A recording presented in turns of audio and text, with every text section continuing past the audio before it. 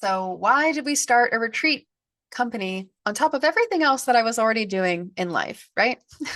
So, Emma and I did not start Story and Soul because we thought, oh, the world really needs more retreats.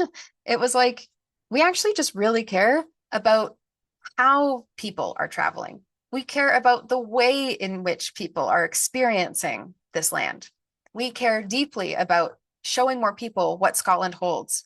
We would go on road trips and adventures just as friends because, well, she was doing research and, genuinely, I just enjoy it. And I would find myself so amused and charmed by the stories that live in the land. And I would find myself feeling change with every new spot that we would discover. So we had this shared philosophy of travel and depth of meaning and of retreat and nourishment. Early on in our planning, I was supporting Emma with her business, and she was supporting me in believing in mine. And we were connecting as humans through that and finding that we both felt more depleted upholding the business than we, originally were intending on.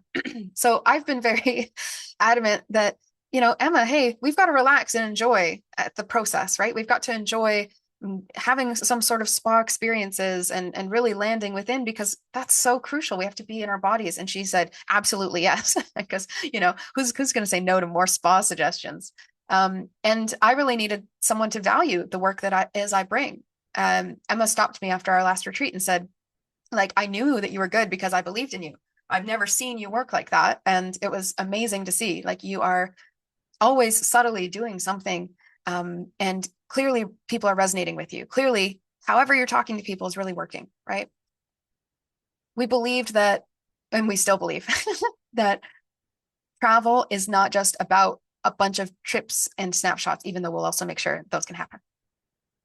Ordinary travel is just kind of lacking, right?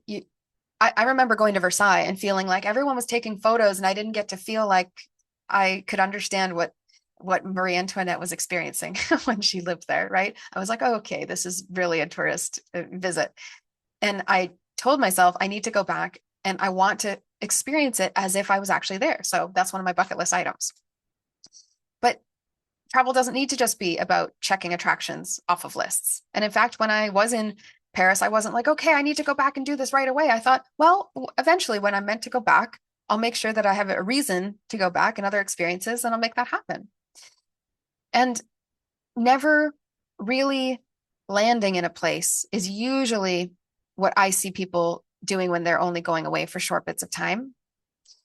Because I also hear people saying they needed a holiday from the holiday. And oh my gosh, my parents' neighbors, when I was back in Canada visiting them for a while, their neighbor had gone away with their daughter, and their daughter just like wanted them to do so much stuff. They were like waking up early and going on all day. And I was like, does your daughter not know that you've got like some fibromyalgia? Like, she's in pain quite a bit. And I was like, that just seems like a lot of walking to ask of you. Like, you got to catch up with yourself. And we were just like sitting on the sidewalk as she was gardening, having this conversation about how she felt like she wasn't feeling like herself after the holiday. And the whole point is like taking a break. And people spend money probably much more when you are exhausted, right? And you are just trying to like enjoy yourself.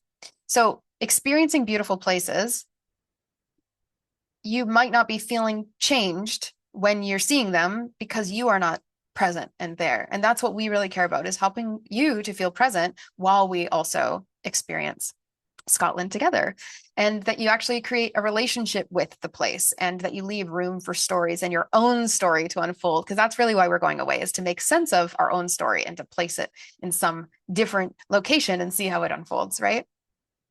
And you also can then have a beautiful experience because you don't have a frantic schedule where it's like you have 5 minutes to enjoy the beauty of nature and have your emotional crisis moment and then back on the bus, right? Like, we're not doing that. So it's a luxury really just to feel nourished. And we know that. And this is what we're looking to provide.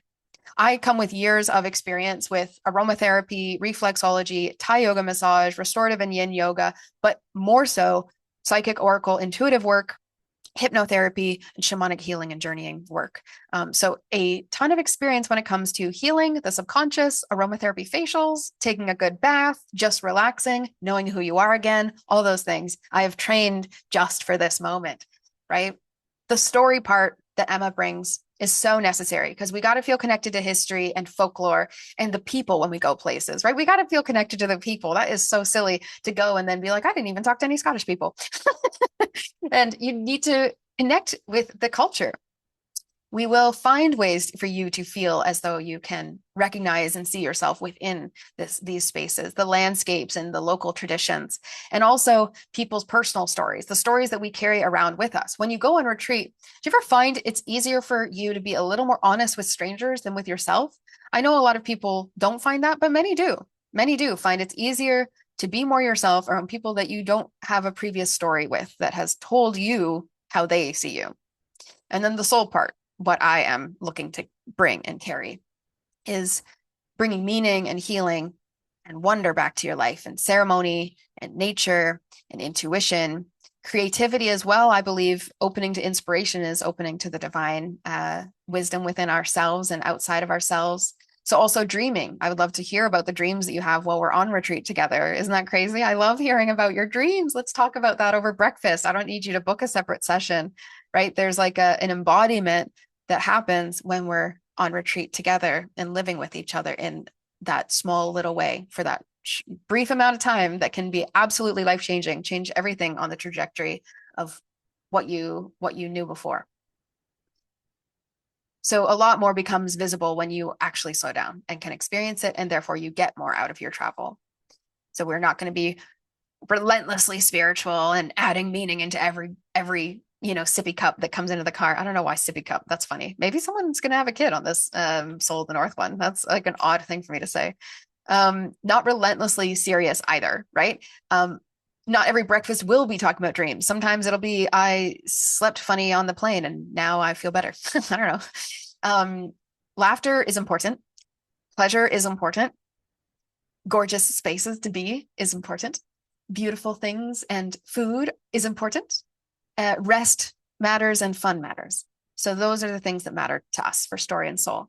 And what you would like probably around the table are more interesting humans like us and like you, more friends. A couple of things that people said.